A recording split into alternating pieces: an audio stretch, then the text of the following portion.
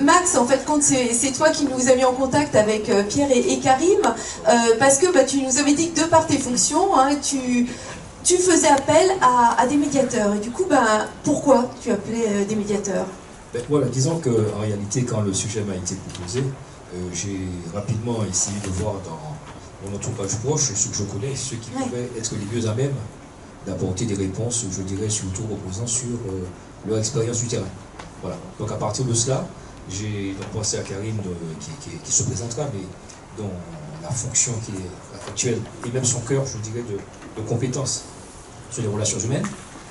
Et j'ai aussi pensé à Pierre, que je connais aussi depuis très longtemps, qui a plusieurs casquettes, et qui aussi exerce cette fonction de médiation, et qui s'est promis de vous faire partager son expérience dans un milieu particulier, sur une expérience assez longue. Voilà. Donc, j'ai plutôt essayé de trouver des gens qui, à mon avis, en parleraient mieux que moi. Voilà. Mais toi, tu as connu ça aussi? Oui, en tant qu'enseignant, en tant qu'ex-directeur d'une structure de l'IUT, ce fut assez régulier, et d'ailleurs, on a eu souvent recours à des médiateurs extérieurs pour essayer de faire en sorte que certains conflits puissent être conjugués à l'imparfait, pas toujours avec succès, mais on a tenté des fois. Dans mes fonctions actuelles, un peu moins, puisque Karim justement a cette casquette-là, donc il s'en occupe directement, mais j'ai eu l'occasion effectivement d'y recourir dans les précédentes fonctions. Alors justement, tu as parlé de ce mot de conflit, hein, médiation en situation de conflit. Mais les conflits, qu'est-ce que c'est? Il y a conflit, je ne suis pas contente de quelque chose, ça crée un arrêt du fonctionnement de l'entreprise. Qu'est-ce que c'est, messieurs? Je vais débuter, je ne sais pas si on m'entend bien. Peut-être coller vraiment. Voilà. Bien, bonjour. Alors, sur la fonction à laquelle effectivement faisait référence Max, au niveau de l'université, depuis quelques années, vice-président en fait relations et ressources humaines. J'insiste sur le terme relations et ressources humaines, parce qu'il ne s'agit pas simplement de déployer des process, des outils, mais surtout de travailler justement sur le lien social en interne. Voilà. Alors, ce qu'on appelle conflit, en fait, ça va être des situations, si on reprend, là je vais faire mon prof, mais très ponctuellement, théorie de la régulation sociale, en fait, des situations qui vont être caractérisées par la présence d'individus, de groupes d'individus, dont finalement les intérêts, les objectifs, les cognitions également, ou les émotions vont les conduire à s'opposer. Ça veut dire qu'on a finalement des situations de conflit qui peuvent être très larges, puisque ça peut consister effectivement des oppositions par rapport à des objectifs, pas les mêmes objectifs, des oppositions en termes de cognition ou de système de représentation, c'est-à-dire qu'on ne voit pas le monde de la même manière, on ne partage pas également les mêmes lectures, les mêmes idées, et tout à l'heure dans le jeu de rôle, il y avait effectivement une approche qui était plutôt du conflit dans la cognition, dans le système de représentation. Et puis il y a une autre dimension du conflit, c'est celle qui conduit en fait des individus ou des groupes d'individus à s'opposer en raison de divergences émotionnelles. C'est-à-dire que concrètement, voilà, on se fâche mutuellement, et très concrètement, ça peut être lors d'une discussion, on se lève, on quitte, et puis fonction de l'étendue du conflit et de l'intensité du conflit, on va avoir plus ou moins de mal en fait à sortir du conflit. Ça, c'est une autre dimension également importante, c'est que l'approche du conflit, et il faut l'entendre par rapport à un spectre, est-ce que le conflit concerne toutes les dimensions d'objectifs, cognition, émotion, et est-ce que l'intensité est forte? C'est-à-dire, est-ce que le niveau de désaccord est fort ou pas? Et fonction effectivement de ces deux éléments, on va avoir des probabilités pour sortir du conflit qui vont être plus ou moins importantes. Merci. Pierre, est-ce que vous voulez rajouter ça? Je sais que vous intervenez dans des situations où des conflits ont duré très longtemps. Est-ce que du coup l'ancrage de ce conflit augmente la difficulté pour le médiateur? Oui, bonjour, merci de m'accueillir. Je vais presque faire une synthèse de ce que nous a dit notre ami, puisqu'il a presque tout dit, mais je vais résumer en disant que le conflit, c'est une discordance entre les désirs et les réalités vécues. C'est ça qui caractérise, parce qu'on se voit, il y a une distance entre ce que l'on souhaite, ce que l'on a espéré et ce que l'on vit au quotidien, avec soi-même, avec les autres ou en milieu professionnel. Mais le conflit, à mon sens, naît d'abord avec soi. C'est moi qui ne suis pas d'accord avec ce qui se passe. C'est moi qui ne suis pas d'accord avec ce que l'on me dit. C'est moi qui ne suis pas d'accord avec mes valeurs, par rapport à ce que je vis. Et ce moi peut devenir aussi un moi collectif. Ce qui fait que nous arrivons à un conflit, peut-être conflit familial, conflit, hein, qui nécessite une médiation familiale, par exemple. Ça peut être aussi un conflit culturel qui nécessite une médiation culturelle. On n'est pas au même niveau de conflit, et de médiation non plus. Ou un conflit avec mon travail, avec mon employeur, avec mes collègues. Ça devient un conflit collectif, un conflit professionnel. Mais c'est toujours moi qui ne suis pas, c'est toujours moi qui constate une discordance entre mes désirs et la réalité vécue. Je voyais Max opiner, alors est-ce que tu es d'accord avec ce que vient de dire Pierre? Oui, tout à fait, mais du coup ça appelle une question en réalité, parce que entre la définition, le complément de définition et les références auxquelles Pierre a cité, du coup je me posais la question de savoir si la médiation, est-ce qu'il y a une recette entre guillemets, est-ce qu'il y a une recette de médiation qu'on peut appliquer? Voilà. Et à donner ici, Voilà, ça serait voilà. sympa de la partager s'il y a une belle recette. Aussi, il y en a pas. On serait preneur. Voilà. On va être déçus. Et bon. Il y a autant de recettes qu'il y a de types de conflits et qu'il y a autant de personnes que nous retrouvons face à nous. D'accord? Parce qu'il n'y a pas de dogme. Il y a d'abord un état d'esprit, l'état d'esprit du médiateur, hein, et puis un état d'esprit aussi, l'état d'esprit des personnes qui vivent le conflit. L'état d'esprit des personnes qui vivent le conflit, c'est d'abord se dire, bon, qu'est-ce que je privilégie? Le conflit ou la relation? Le conflit ou l'objectif à atteindre? Par exemple, là, je poursuis une médiation avec un centre hospitalier universitaire, donc c'est un milieu de soins, mais c'est un milieu où il y a beaucoup de conflits. Et là, ça pourrait être étonnant, c'est là qu'on trouve aussi beaucoup de maladies psychiques, de conflits psychiques, ce qui a été défini au début. Donc voilà, à ce niveau, ce que l'on peut dire, la médiation reste d'abord un état d'esprit. Ça reste aussi une responsabilité. Une responsabilité de qui? Du médiateur. Là, on va en développer tout à l'heure, mais la responsabilité de ceux qui acceptent la médiation. Parce qu'ils acceptent de privilégier la relation, l'objectif, au lieu du conflit. Oui, j'allais abonder dans le même sens en fait, parce que effectivement, quand on dit conflit, on va penser solution au conflit. Il y a des situations de conflit, donc les situations c'est effectivement une problématique ou des problèmes, des acteurs qui ont des enjeux, des intérêts par rapport à la situation, et puis un contexte collectif qui peut effectivement intervenir dans la dynamique de conflit, avec bien évidemment des relations d'autorité institutionnelle ou pas. Il y a la situation en tant que telle, et on peut à un moment donné se dire quelle est finalement la finalité de mon action dans le cadre d'une médiation. Donc je suis sollicité moi en tant que médiateur.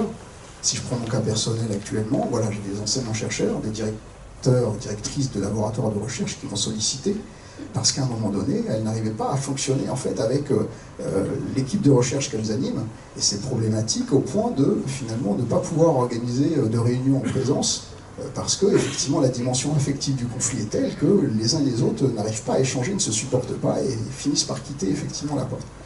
Donc, est-ce que une fois qu'on a identifié cette forme de conflit qui est plutôt à la base, enfin quand je dis à la base, elle est de nature affective effectivement, est-ce que j'interviens pour essayer de restaurer la relation, ou est-ce que je fais en sorte de trouver, d'aider et d'accompagner en fait les parties en présence, là en l'occurrence une directrice de laboratoire qui doit animer une équipe qui intervient à l'international sur des champs spécifiques avec des appels à projets, donc il y a vraiment des enjeux derrière, et derrière un collectif qui est quand même qui souffre de tensions, de désaccords. Est-ce que j'interviens sur comment résoudre le conflit interindividuel, ou est-ce que l'idée c'est les accompagner et essayer de restaurer finalement un cadre de relation qui leur permette de fonctionner entre guillemets normalement. Voilà. Et donc à un moment donné, en fonction de la situation, on va privilégier l'un ou l'autre des objectifs. Alors au-delà des objectifs, ça me faisait penser à cette notion, vous disiez, voilà, il y a le contexte, il y a les personnes, il y a qu'est-ce qu'on va privilégier, et quid de la déontologie dans la médiation? Je l'ai dit au début, c'est la posture du médiateur. La posture du médiateur, c'est je ne suis pas là pour privilégier qui que ce soit, je suis là pour privilégier une sérénité de la relation que les uns et les autres doivent entretenir entre eux. C'est ça la première démarche, à mon sens. Et puis aussi, il faut voir les objectifs. Je prends le cas que j'ai cité tout à l'heure, un centre hospitalier universitaire, et plus précisément l'Institut de formation en santé. L'Institut de formation en santé forme un certain nombre de professionnels dans des domaines très différents. Et il y a un objectif final. L'objectif final, c'est de former des soignants qui vont nous soigner. Donc au final, l'objectif, c'est nous. Et celui qui est médiateur doit prendre tout ça en compte.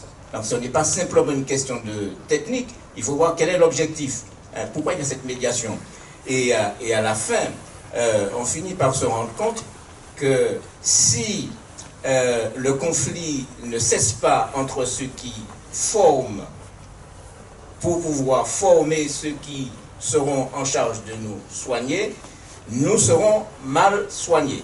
Donc c'est ça, c'est ce qu'il faut comprendre. Jusqu'où ça va? Et mon travail, ma posture, c'est d'abord de me dire, mais qu'est-ce que je suis en train de faire? Qu'est-ce que je suis en train de dire? Et comment je vais dire ce que j'ai à dire aux uns et aux autres? La question, elle est très sensible pour moi à titre personnel, parce qu'en fait, j'interviens avec une casquette dans des situations de conflit. Cette casquette de vice-président relations ressources humaines. Alors on peut me solliciter, quand des agents nous sollicitent pour une médiation, j'ai presque envie de dire, la situation se règle par la voie hiérarchique, et donc quand on intervient vraiment en aval, mais dans des rapports qui sont, j'ai presque envie de dire, déjà établis. Quand on est sollicité en tant qu'enseignant-chercheur, et ça m'arrive très souvent, on me sollicite en tant que collègue, en fait, par rapport à une situation à laquelle je suis extérieur. Donc l'extériorité du médiateur, elle est fondamentale, en fait. Et je le dis parce qu'effectivement, il faut que la solution qui sera trouvée, parce que l'idéal, c'est de faire en sorte que les parties prenantes fassent émerger elles-mêmes les solutions qu'elles ont participé collectivement à élaborer. Voilà, on n'est engagé que dans l'action.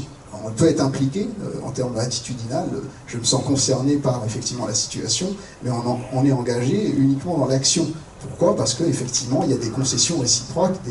D'abord, on se met d'accord sur le désaccord, et puis derrière, on se met d'accord pour effectivement essayer de sortir de la situation. Et donc, ça passe bien évidemment très souvent par des concessions. Donc, c'est dans l'action qu'on est engagé. Je ferme la parenthèse. Et donc, la position qui peut être la mienne parfois, c'est pas forcément une position de neutralité, ce qui voudrait effectivement que le médiateur puisse être, pourquoi pas complètement neutre, parce qu'en définitive, compte tenu de l'étiquette que j'ai aussi intérêt à ce que le collectif fonctionne bien.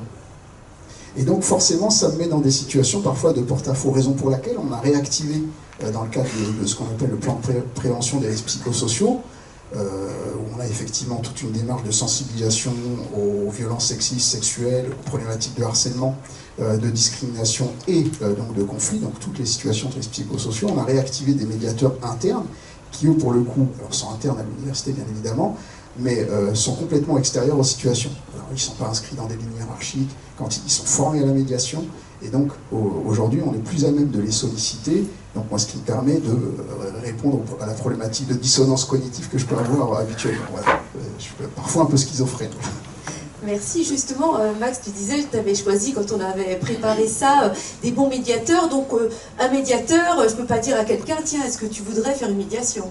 C'est pas comme ça. C'est bien la raison pour laquelle je vais essayer de réfléchir et de trouver des personnes. Par exemple, par rapport à ce que disait à l'instant Karine, à l'époque où j'étais directeur de l'IUT, on avait au sein de l'université quelqu'un qui avait la fonction de médiation, et on a dû effectivement lui demander plusieurs fois d'intervenir dans le cas de conflits. Au début, ça ne semblait pas être des conflits. On ne les avait pas identifiés comme tels. Voilà, on avait pensé que c'est simplement des sautes d'humeur, on va dire ça ainsi. Et comme ça se répétait, donc on s'est dit qu'il y a un problème. Et donc, ce qu'on a fait, on a d'abord dû demander aux parties intéressées si elles acceptaient le principe de la médiation. Mais par rapport à ce qu'ils ont dit, c'est vrai que d'aucuns ont pensé que médiation était équivalente à solution. solution avec, je dirais, une solution clé en main qui permettait de sortir complètement. Donc du coup, il y a une question qui me vient à l'esprit, du coup, c'est est-ce que, je pose la question aux deux collègues et amis qui sont intervenus dans des champs différents, est-ce qu'on peut dire à un moment qu'une médiation, elle est terminée? Est-ce que quand on a fini de terminer, il n'y a plus rien à faire, ou est-ce qu'il faut revenir sur le sujet? En d'autres termes, est-ce que la médiation, effectivement, c'est quelque chose, c'est une méthode de résolution qu'on va qualifier de rapide? On a résolu le sujet et on en parle. C'est fini. Et on est tranquille. Non, pourquoi? Parce que la médiation commence, la vraie médiation commence justement quand s'arrête la médiation. Pourquoi? Parce que la médiation, c'est une formation. C'est une formation sur place, voilà, pour dire ça. Pourquoi? Parce que c'est une éducation à l'écoute, une incitation à la bonne écoute, l'écoute active, on a parlé d'écoute active tout à l'heure. C'est une éducation à un entraînement à la compréhension de l'autre, et aussi, c'est aussi une posture à avoir, c'est la bienveillance. Et se rendre compte que l'autre a ses intérêts et moi aussi j'ai mes intérêts. Et nous devons trouver un terrain d'entente pour que nous puissions poursuivre justement ce que j'ai dit tout à l'heure, la relation. Dans la relation, dans la concorde. Il n'est pas ici de gagnant-gagnant, comme on dit souvent. On n'est pas dans une démarche mercantile. L'intention, c'est de faire en sorte que l'autre se sente écouté, entendu et servi. Je souscris volontiers à ce qui vient d'être dit. On n'a pas échangé, mais voilà, je partage complètement effectivement la position. Est-ce que la médiation, c'est une méthode de résolution rapide? Bon, honnêtement, eu égard à ce que j'ai pu vivre, ça n'a jamais été rapide. Voilà, vraiment, jamais. Pourquoi? Parce que les conflits, même s'ils peuvent avoir à la base des causes rationnelles, on n'a pas les mêmes idées, on ne voit pas le monde de la même manière, la dimension affective, quand même, associée au conflit, complexifie la solution. Voilà. Donc ça s'inscrit effectivement nécessairement dans le temps. Après, l'objectif aussi du médiateur, c'est ce que disait Pierre à l'instant, c'est de faire en sorte que finalement les parties prenantes, dans l'avenir, soient eux-mêmes de s'autoréguler en fait, sans forcément avoir besoin de ce tiers acteur neutre pour les accompagner. Ça, c'est de la régulation conjointe. L'objectif, c'est de glisser d'une régulation conjointe vers une régulation autonome. Et ça passe effectivement par la remise en cause de certaines manières de fonctionner à titre individuel, mais aussi à titre collectif. Et c'est aussi intégrer effectivement parfois des enjeux plus importants que son enjeu local ou particulier. Merci. Et vous parliez à un moment, peut-être que vous vouliez rajouter quelque chose? Juste des compléments d'information pour dire que tout dépend du cadre de la médiation aussi. Si c'est une médiation familiale ou une médiation entre un manager et ses collaborateurs, donc c'est pas totalement, c'est pas la même, ça ne prend pas forcément le même temps. Et là, je suis sur une médiation dans un hôpital, ça a duré 11 mois.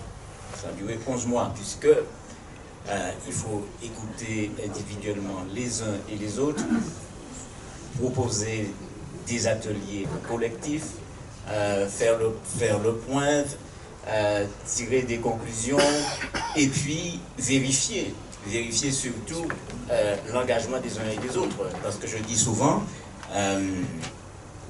il n'y a pas de changement si on fait tout le temps la même chose, ou si on pense tout le temps la même chose. Ça, c'est très important, donc que chacun puisse comprendre que le changement, il y a changement que s'il y a une implication personnelle. Et l'implication personnelle, dans quel objectif? Et s'il n'y a pas d'implication personnelle, il n'y a pas de changement. Donc, sur le long, ça peut être sur du long terme. Et bien sûr, il faut de l'évaluation. Il faut une évaluation de ce qui se fait sur le terrain, et puis aussi que chacun puisse tenter de mesurer sa performance en termes d'amélioration de la qualité de la relation. Alors justement, on en parlait et en vous écoutant, c'est vrai qu'on avait proposé, et elle a bien voulu le faire à Odile, hein, une gageure, hein, de faire une médiation sur 30 minutes, et dans le petit scénario, on avait pris soin de dire que, puisque c'était un scénario conflictuel qui s'était terminé dans l'histoire par un petit claquement de porte, évidemment pour se faciliter les choses, on avait dit ils ont accepté la médiation. Est-ce qu'il faut effectivement dans une médiation qu'il y ait, comme vous le disiez, pour du changement, pour que les gens bougent, est-ce qu'il faut que les parties prenantes, qui peuvent être très nombreuses hein, dans le cadre de votre accompagnement, ou moins nombreuses des fois, avec des équipes à taille différente, ou des fois 2 personnes, est-ce qu'il faut d'abord qu'il y ait un accord de ces personnes? Karim, peut-être. À titre personnel, très honnêtement, de ce que j'ai vécu, il ne peut pas y avoir de médiation, entre guillemets, réussie ou aboutie, s'il n'y a pas en amont, effectivement, un accord des parties prenantes. Ce n'est pas possible.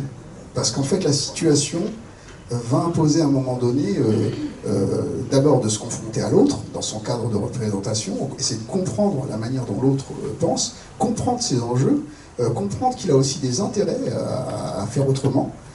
Et donc, ça suppose soi-même, ou collectivement même, parce qu'il y a aussi des conflits collectifs, hein, soi-même faire des concessions. Et donc il ne peut pas y avoir de concessions si à la base, en fait, on n'a pas sollicité l'assentiment en fait, des parties prenantes.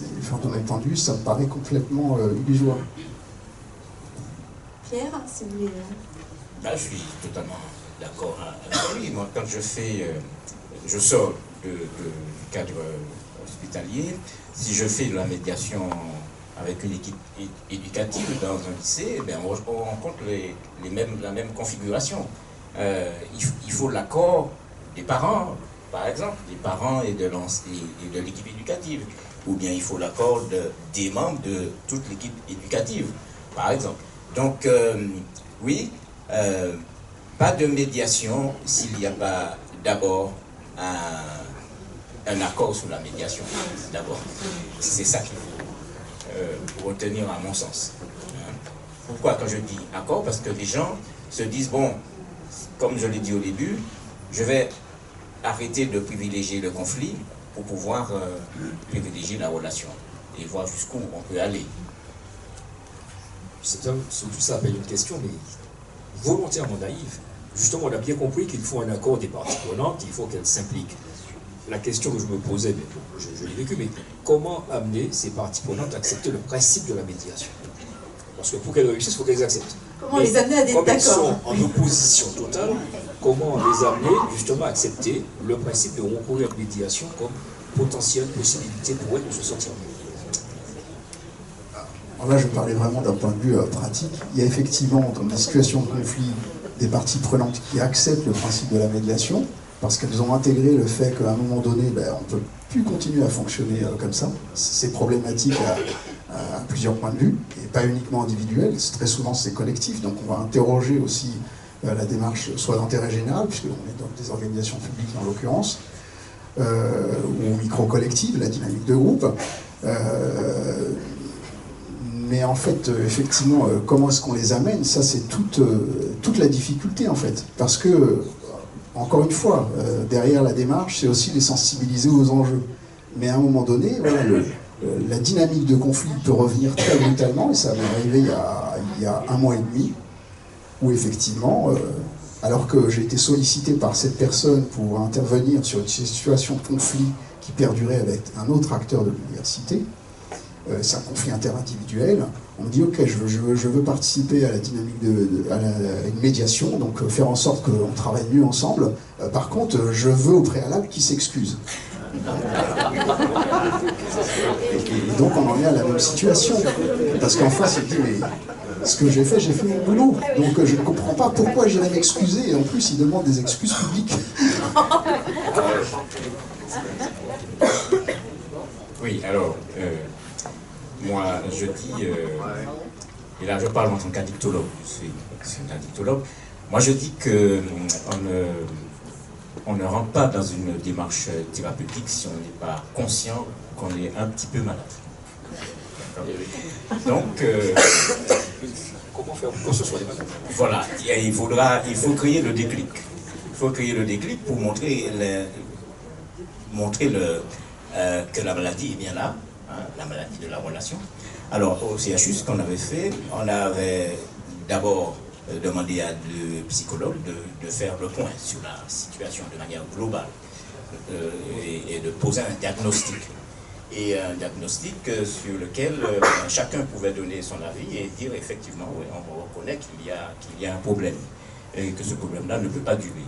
À partir du moment où tout le monde est d'accord que ce problème doit être résolu, là j'interviens pour pouvoir poser cette démarche d'accompagnement au changement, ou d'accompagnement à la médiation. Je crois que c'est bon. On a posé à peu près, je crois, toutes les questions qu'on s'était fixées. Ben, je vous remercie beaucoup. Ah, et puis, oui. Mais vous aurez le temps. Alors, nos invités, enfin, en tous les cas, non, Karim doit nous quitter ne sera pas avec nous pour le déjeuner. Mais Pierre et Max seront avec nous pour le déjeuner. Donc, je vous invite aussi à, voilà, si vous avez des questions, allez les rencontrer lors de notre repas. Merci à vous en tout cas.